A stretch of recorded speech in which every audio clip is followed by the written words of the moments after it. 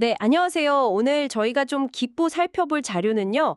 언론사 크리에이터와 협력해야 살아남는다. 이런 제목의 미디어 브리핑 기사입니다. 아, 네. 흥미로운 주제네요. 그렇죠. 이게 보면 전통적인 뉴스 미디어하고 또 요즘 뭐랄까 급부상하고 있는 독립 크리에이터들 1인 미디어라고도 하죠. 네, 맞습니다. 이 둘 사이의 관계, 또 뭐 앞으로 미디어 환경이 어떻게 바뀔지 이런 좀 생각해 볼 만한 관점을 던져주는 것 같아요. 네, 중요한 변화의 지점에 있는 거죠. 특히 이게 그냥 남의 얘기가 아니라 당신이 정보를 이렇게 접하고 또 소비하는 그 방식하고도 아주 밀접하게 관련될 수 있는 그런 주제거든요. 그렇죠. 우리 모두가 정보 소비자니까요. 그래서 오늘 이 자료를 보면서 빠르게 변하는 이 미디어 생태계의 중요한 흐름을 한번 같이 파헤쳐 보겠습니다. 좋습니다. 자, 기사에서 일단 가장 먼저 눈에 띄는 부분은요.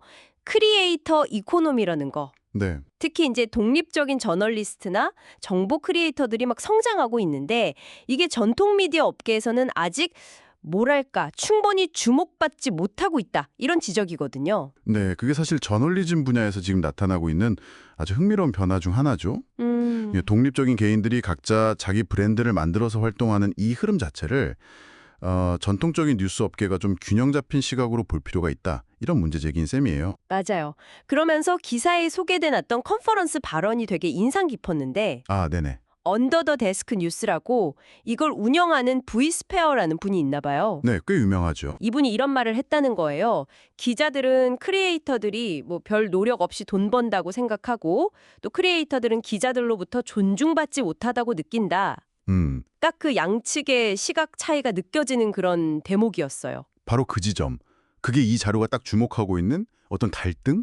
혹은 뭐 간극이라고 볼 수 있는 거죠. 네. 서로에 대한 이해가 좀 부족하거나 어쩌면 약간의 편견 같은 게 존재할 수도 있다는 거고요. 그렇죠. 편견일 수도 있겠네요. 그런데 여기서 진짜 흥미로운 점은 그 언급된 언더 더 데스크 뉴스의 실제 영향력이에요. 영향력이요. 어느 정도인데요? 네.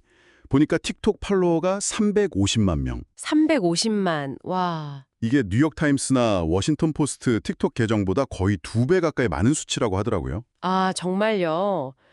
그 정도일 줄은 몰랐는데. 네.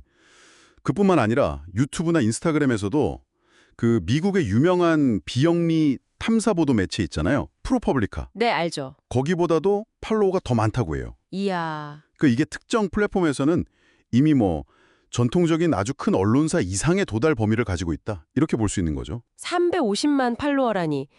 그 뉴욕타임스나 워싱턴 포스트보다 많다는 건 와, 이 숫자가 주는 무게감이 상당한데요? 그렇죠. 이게 단순히 그냥 인기 많은 채널 하나가 생겼다. 뭐 이 정도 수준을 넘어서는 것 같아요. 맞습니다. 맞아요. 어쩌면 정보가 전달되는 방식 자체가 지금 변하고 있다는 아주 강력한 신호 같기도 하고요. 네.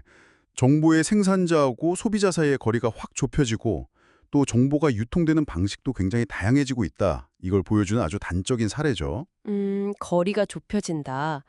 그래서 이걸 좀 더 큰 그림에서 보면 결국 전통적인 뉴스룸이 이런 새로운 정보 전달자들, 크리에이터들과의 관계를 앞으로 어떻게 설정해야 할까? 그렇죠. 관계 설정. 네, 그러니까 자료에서 주장하는 것처럼 뭔가 좀 더 긴밀하게 협력할 필요성이 있지 않나 이런 고민을 하게 만드는 지점인 겁니다. 협력이라 말씀하신 대로 그 관계 설정, 협력 이게 중요해 보이는데 이게 또 말처럼 쉬울 것 같진 않아요. 아, 그럼요. 쉽지 않죠. 네. 서로 뭐 추구하는 가치나 일하는 방식, 속도감 이런 게 다를 텐데요. 물론입니다. 그 조율 과정이 분명히 필요할 거고요. 그렇다면 이 모든 변화, 이 복잡한 상황 속에서 결국 정보를 받아들이는 당신 입장에서는 이게 어떤 의미를 가질까요? 그게 참 중요한 질문인데요. 네. 일단 장점은 명확하죠. 정보를 얻을 수 있는 채널이 굉장히 다양해진다는 거. 선택지가 많아지는 거죠. 네. 하지만 동시에 어떤 정보를 내가 신뢰하고 선택할 건지 또 이 다양한 목소리들 속에서 어떻게 좀 균형점을 찾을 건지 이런 판단이 훨씬 더 중요해졌어요. 아, 판단의 중요성. 네. 각 채널의 어떤 특성이나 맥락 같은 걸 이해하려는 노력도 필요하고요. 그러니까 이건 결국 중요한 질문을 던지는 거죠. 앞으로 이 전통 미디어와 새로운 크리에이터 기반 미디어들이 어떻게 공존할 것인가? 공존. 네. 때로는 경쟁도 하겠죠.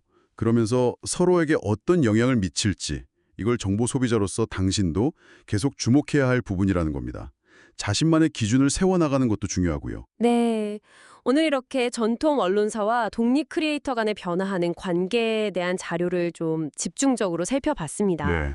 특히 그 언더 더 데스크 뉴스 사례가 참 인상적이었어요. 네. 새로운 플랫폼에서 정말 강력한 영향력을 발휘하는 플레이어들이 등장했고 그렇죠. 또 이들과 전통 미디어 간의 어떤 협력의 필요성 같은 게 제기되고 있다. 이게 좀 핵심이었던 것 같습니다. 네. 정보 환경이 뭐랄까 정말 역동적으로 변하고 있다는 걸 아주 잘 보여주는 내용이었어요. 마지막으로 당신에게 한번 생각해 볼 만한 질문 이걸 하나 던지면서 마무리를 할까 하는 게요. 네, 좋습니다. 만약에 특정 사안에 대해서 좀 깊이 알고 싶다. 이럴 때 있잖아요. 네. 그럴 때 아주 오랫동안 공신력을 쌓아온 그런 전통 매체의 심층 기사하고 네, 그렇죠. 또 다른 한편으로는 당신이 평소에 이렇게 쭉 지켜보면서 아, 이 사람은 정말 전문성이 있다, 통찰력이 있다 이렇게 신뢰하게 된 어떤 특정 분야 크리에이터의 분석 콘텐츠 네. 이 둘 중에 자연스럽게 어떤 걸 먼저 찾아보게 되실 것 같으세요? 아, 흥미로운 질문이네요. 네. 그리고 그 이유는 또 뭘지 한번 좀 생각해 보시면 어떨까 싶습니다. 이 질문 자체가 앞으로 당신의 정보 소비 습관을 좀 돌아보는 작은 계기가 될 수 있기를 바랍니다. 네, 좋은 마무리인 것 같습니다.